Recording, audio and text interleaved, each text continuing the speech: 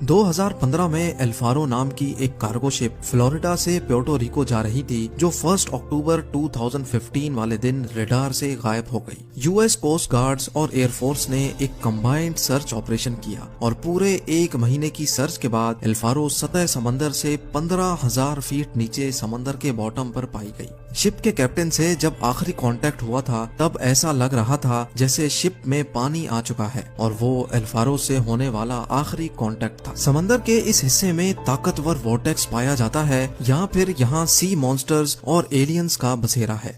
आखिर Bermuda triangle में कुछ तो एबनॉर्मल जरूर है, जिसकी वजह से ना तो ये बड़ी से बड़ी कार्गो शिप्स को छोड़ता है और ना ही किसी जहाज को। यहाँ पेश आने वाली एबनॉर्मल एक्टिविटीज का एक्चुअल रीजन साइंसदानों को आखिरकार मिल चुका है। ये मामला शुरू हुआ था 1945 में, जब यूएस नेवी के 5 टॉर्पीडो बॉम्बर एयरक्राफ्ट्स एक मिशन पर निकले थे। उन 5 एयरक्राफ्ट्स में बैठे 14 लोगों के लिए ये बिल्कुल रूटीन प्रैक्टिस थी। लेकिन बरमूदा ट्रायंगल के एरिया में आते ही यूएस नेवी के रडार से वो 5 बॉम्बर तैयारे अचानक गायब हो गए, और वो भी एक साथ। क्योंकि उस वक्त वर्ल्ड वॉर 2 को खत्म हुए सिर्फ चंद महीने ही गुजरे थे, इसी वजह से यूएस नेवी का शक था कि शायद किसी दुश्मन ने उनके जहाजों को गिरा दिया है।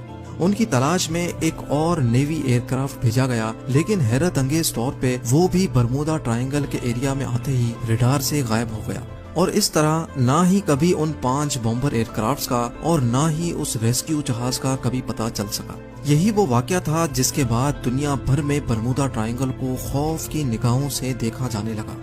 23 फेब 2017 को टर्किश एयरलाइंस का एक जहाज फ्लाइट TK-183 क्यूबा के शहर हैवाना में लैंड करना था, और इसी वजह से उसको बरमूदा ट्रायंगल के ऊपर से गुजरना पड़ा। लेकिन अचानक पायलट ने कंट्रोल टावर को रिपोर्ट किया कि जहाज बिल्कुल एबनॉर्मल बिहेव कर रहा है, जिसकी वजह से पायलट ने फौरन जहाज का रुख बदल दिया और हैवाना के बजाय डालिस एयरपोर्ट पर जहाज को लैंड कराकर 440 पैसेंजर्स की जान बचा दी।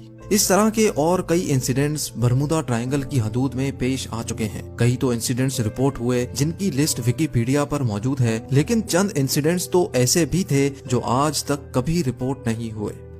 1967 में क्रिसमस वाले दिन एक अमेरिकन बिजनेसमैन जिसका नाम बुर्राक था, अपनी लग्जरी यॉट में मियामी बीच की सैर को निकला।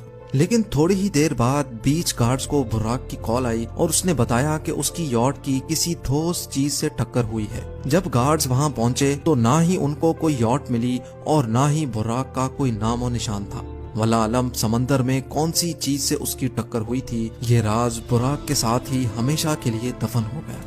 बरमूदा ट्रायंगल की रोंगटे खड़े करने वाली मिस्ट्रीज हर नए वाक़े के बाद एक बार फिर से लोगों के जहनों में ताज़ा हो जाती हैं, और हर बार की तरह इस मिस्ट्री का जवाब तलाश करने के लिए साइंसदानों की खोज एक बार फिर से